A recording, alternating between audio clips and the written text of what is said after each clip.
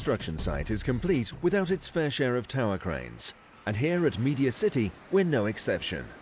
It seems that they appear from nowhere, almost overnight, and before you know it, they're in full swing. But it's not quite that easy, as this film will show. The team at Media City are about to erect TC-10, a saddle jib tower crane, and we're going to follow its progress through to completion. First, the project manager, with the assistance of the health and safety support team, have to consider a few things. What type of crane? Where's it to be situated? How high? What length does the jib need to be? What sort of base? How's it going to be built? And finally, how do we dismantle the thing? Something else that is really important, the paperwork. Apart from the usual method statements and permits, there are various stages throughout the crane erection where checks need to be undertaken, certificates issued, and signatures required. So we know where the crane's going, and we know the type of crane we need. But first, we need to expose the piles around which the concrete crane base will be set. The designs are produced and approved by highly skilled engineers, and enormous care is taken to make sure that the base is of the highest standard. At last, we can start digging. Well, almost. A permit to excavate must be raised, and method statements produced, and discussed with the excavation team. The site is cleared, and an exclusion zone created. And although underground utility checks were carried out previously, the area is scanned with a cat detector prior to excavation.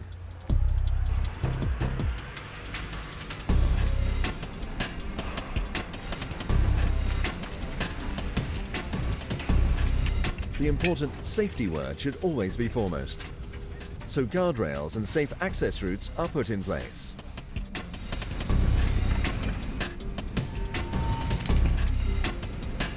Piles down to the correct height, blinding concrete is poured to give us a clean surface where we can build our steel cage.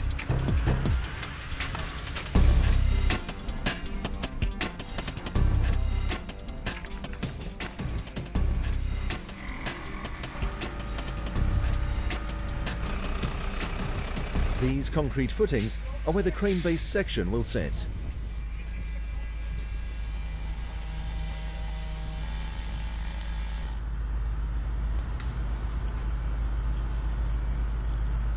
The cage needs to be checked and signed off. And then preformed walls complete the structure.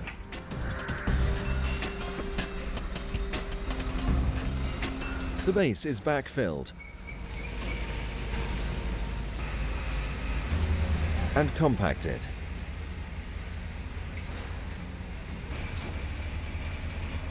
The first section of the crane, which has been positioned nearby, is lifted onto the footings.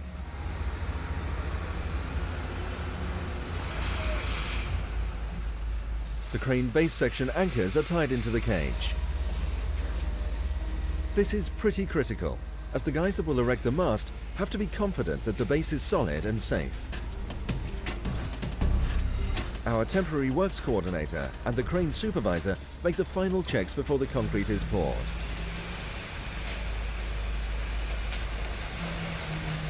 Cube samples are sent to the labs, where tests will be carried out on the concrete and reports sent to the temporary works engineer, so he knows when it's safe to proceed to the next stage.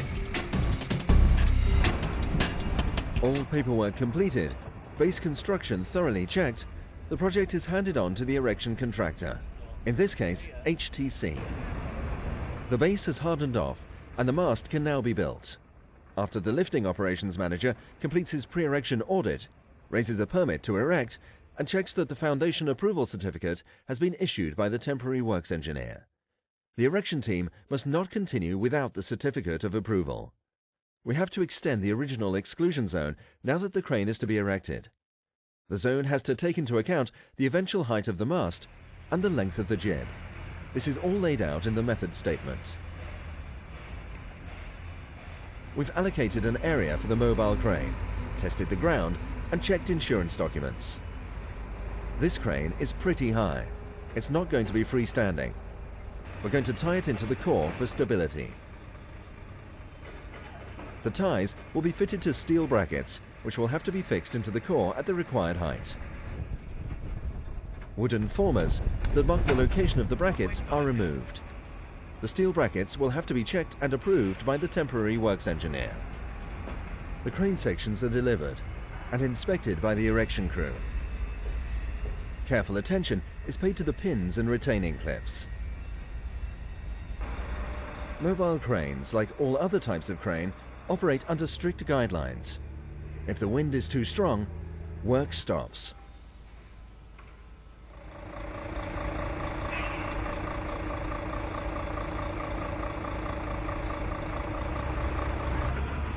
As each section is lifted, the slinger banksman and operatives on the mast guide it into place.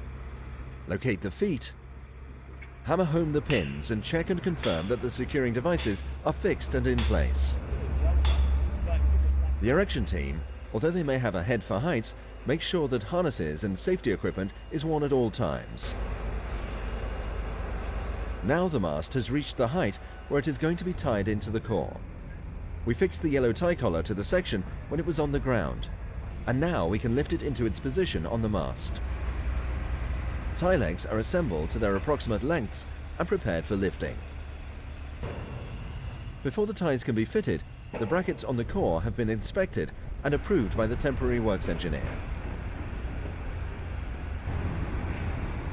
Our site engineer checks the tower is vertical and relays his findings to the crew so they can make adjustments to the ties before fully tightening the bolts. Now that the tower is tied into the core, we can finish building the mast up to its final height. The A-frame and slew ring are lifted into place and secured with high tensile pins and retaining clips, followed by the cab. The counter jib is next, being raised off the ground and checked for balance before being lifted to the top of the mast. A tagline controls the jib on the way up until it's placed into its catchment hooks and secured, and the bracing bars attached. The main jib is assembled in the exclusion zone. Trolley ropes and safety rails are fitted, and, like the counter jib, it's raised off the ground and checked for balance. The tower crane is slewed round, ready to fit the main jib, which is lifted and secured. Bracing bars are connected to the top of the A-frame, then the jib lowered to its final horizontal position. All retaining bolts, pins and tie bar connections are carefully checked. Counterweights are lifted into place. The hook block and rope are made ready, then hoisted up to the jib where the fitter will complete the process and set limits ready for weight tests. Before testing, the supervisor will carry out an inspection, including all connections, ballast, ropes and anchorage points. The crane's built. A bit more paperwork needs to be produced. The erector's inspection and handover certificates are issued, and the lifting operations manager completes his post-erection audit. Before we can commission the crane into use, there is a little more work to do.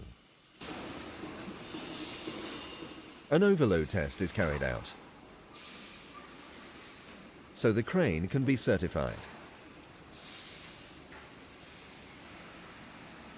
An independent engineer completes a report of thorough examination, and the management audit is finalized. Routine checks will be carried out until the crane has finished its work and is finally decommissioned. So there we are. A great deal of work and preparation goes into the erection of the tower crane. They don't just appear by magic. And although exclusion zones may seem to be a real nuisance, they are there for a reason. Not to make everyone's life difficult, but to keep everyone safe and out of harm's way. TC10 is now fully operating as one of many tower cranes on the Media City site.